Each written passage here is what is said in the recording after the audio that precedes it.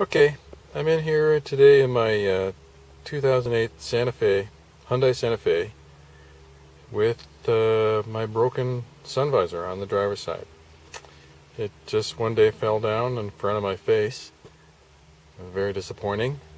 And I priced a new sun visor. They're like 90 bucks online. I decided I'd see if I can fix it myself. Yeah, so there's the broken one. And I'll just show you how to get it out of here. Out of the, let's see here. Where are we? There we go. Okay, so you can see here, kind of hard to hold all this together. I've taken the connector apart right there. And to get at that connector, you first of all pull off that trim piece right there. That's the trim piece. You use a little pry tool similar to this one right here. Got a little hook on it. You get underneath that trim piece, just yank it off, and that exposes two screws right here. 2 screws. You undo that and the whole visor comes down, and then it's hanging from the wire. You disconnect the wire, and oh, I seem to have lost the wire. See it here. Here's the other end of it right here. So what happened,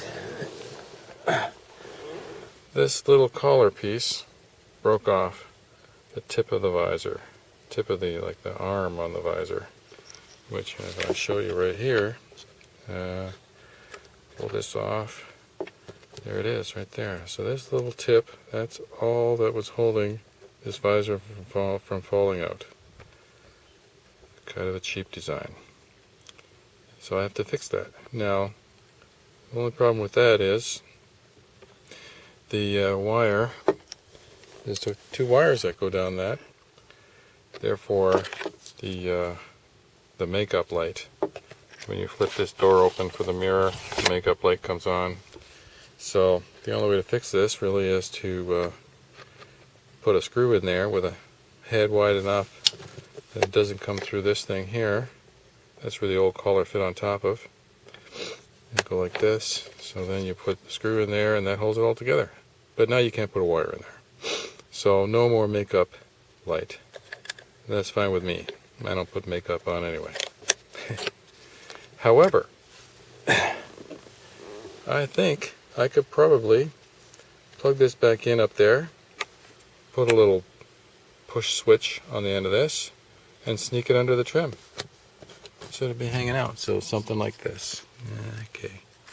Push that back up in there. The trim will be on like that. Right there. And then I could have the switch just sneaking out of this trim here. So you just push the switch, on comes the makeup light, whenever you want. I might do that. Okay. Okay, so here's what I ended up doing. Here's the visor. I got just stuck in a little vise here, a little clamp. Here's the arm, and with the wire removed, I cut it out, shoved the remaining parts inside, remaining wire, and I found that a 1032 screw, that's like a number 10 screw with 32 threads per inch, will fit in there nicely. However, you have to thread the inside of that. So if you have a tab similar to this, you could do that. Just put it in there, make the thread, and do it carefully because you don't want to torque it too hard in case you break the arm. So you just go at it real carefully and slowly. I've already cut the thread here, and I've gone deep enough, so I'm going to back it back out. Now, if you can't do that, if you don't have a thread cutter, I would suggest you just go get a smaller screw, smaller diameter screw, and glue it in there. Shove it in there, get some epoxy and glue it in. But that's after you get all the parts assembled first, obviously. Yeah, and I think when I put it in there, once I get it finally assembled, I'm going to use some Loctite. That'll hold it in there, because when you're using this visor, you're swiveling it back and forth, and that'll tend to loosen the screw. So if you use some Loctite, that'll keep the screw in there. Okay, I got it assembled now. Put the trim piece on first, then you put the whatever you call that, the bracket on next. I got a little washer to make sure I have enough collar, and the screw. And I just finished screwing it in. I got the Loctite on the threads already. Snug it up. Make sure I got a little bit of freedom here. Maybe I could tighten it a little more. Make sure that there's no play. So, try and lift that off. Yeah, there's no play there. Let's give it a little more. There. Now, if that ends up not holding, what I'm going to do is, well, I'll have to start over, but the next time I'll use some epoxy in there instead. Hold that all together. Yeah. Okay, here we are back in the car. Got everything ready. I got the other end of the connector with a switch stuck on it, push button switch. And let's connect it up, see if it works. Put it in there, snap it in, push it up, and push the button. And there we go. That works. So that's going to be up there like that. I'm going to put the trim and stuff on top, and it'll just sit outside like that. If I want the light to work, I'll just push the button. It's good enough for me. And now, this goes up there next.